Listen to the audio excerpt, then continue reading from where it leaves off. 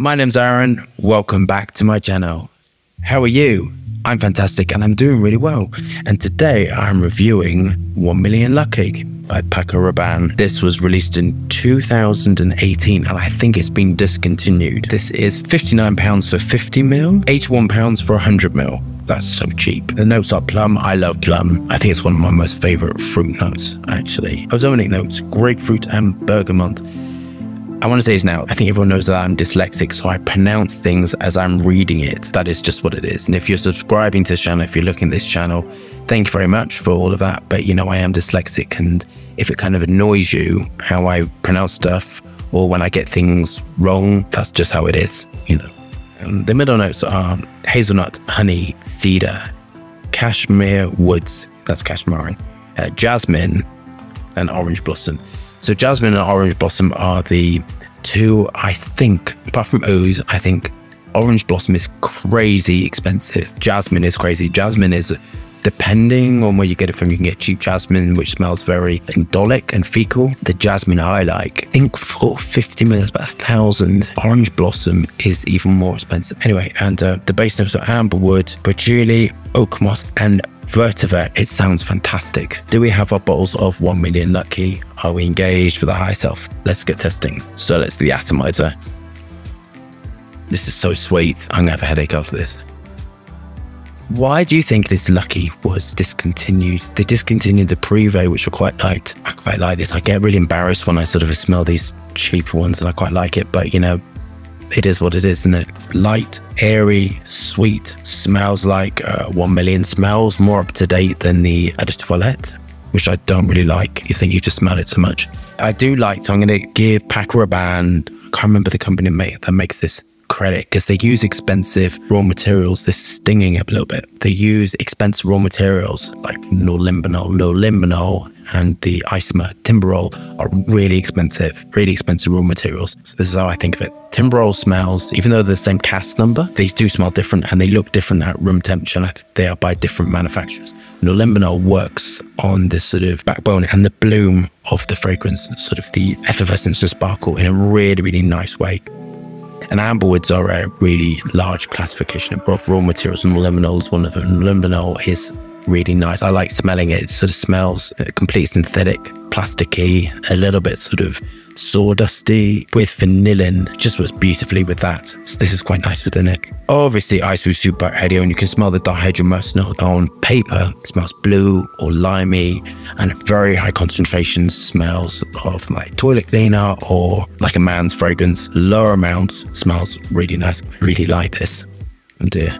Apple acetates, linalool, made up information to give the grapefruit. These fragrances aren't particularly musk heavy. I don't know how they get that sort of substantialness. There are tricks and ways how to do that, but when you think of sort of musk really anchoring to the skin, not particularly musk heavy, but given that sort of anchorage, and how they're doing it, I'm going to answer myself, which is constructing it in a more dense way. If everything's sort of more dense, you get sort of denser radiating off.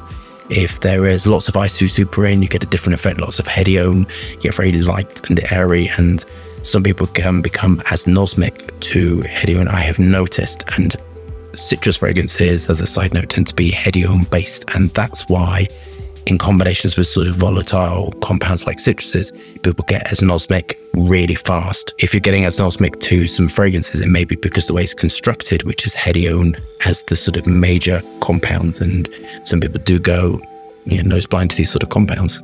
So I like the naturals within this. They're sort of substantially more than the Invictus range. So cedarwood, patchouli. It's got this smokiness of this compound I always murder the French of it. Murder, this is the galacwood, or gaiac I think it's called. That sort of smoky, normally goes within floral fragrances.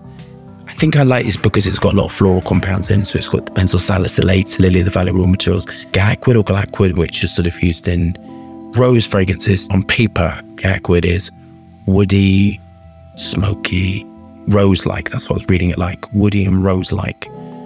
I don't think of it like that. To me, it smells, room temperature is solid. And to me, it's not very pleasant. High concentration of gaiac is not particularly pleasant. It doesn't really smell smoky to me. At lower concentrations, it's quite magical and gives sort of a natural dark, especially with patchouli. think it's really nice finishing it. And that's why this is in this. On to my final thoughts. I think this has been really well created. Video Unicorn sent me that it was a female perfumer, but if I can't pronounce Gay word, I'm not going to pronounce perfumers' names because I'll just mess it up. I think this is really excellently constructed. I think the demographic in this is definitely youthful.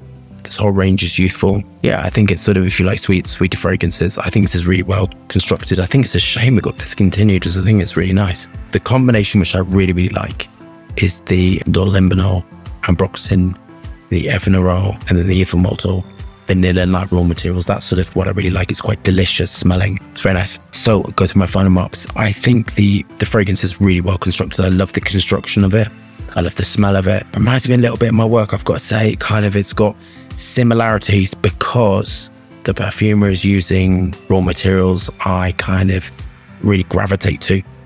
As perfumers, we have favorite things that we love working with. It's very clean smelling. The value for money is like crazy. I think the 1 million range is really great for money. I love the sweetness of it. It's the right amount of sweetness within this one, balanced against kind of everything. I kind of really like it, and I feel a bit ashamed for saying that. For the price, I think it's excellent. I think if I didn't have my range, I kind of might have this and might rotate this one, but it's been discontinued. I'm going to mark it a 9 out of 10. I think it's really excellent. I personally really enjoying it, but and this is where the 1 mark comes off, all that sort of spiel. It's sort of a little bit too synthetic smelling, but that is the range. And to get a 10, I would love to see a third naturals to 2/3 aroma chemicals. And then I would get a 10 because I think it just needs to smell a little bit more natural and it sort of smells a little bit artificial. But I quite like that smell. So I hope you love that review. Thumbs up and subscribe for more fascinating, interesting content. Lots of moving hands and lots of fragrance reviews. Hope you're staying safe and well. See you soon.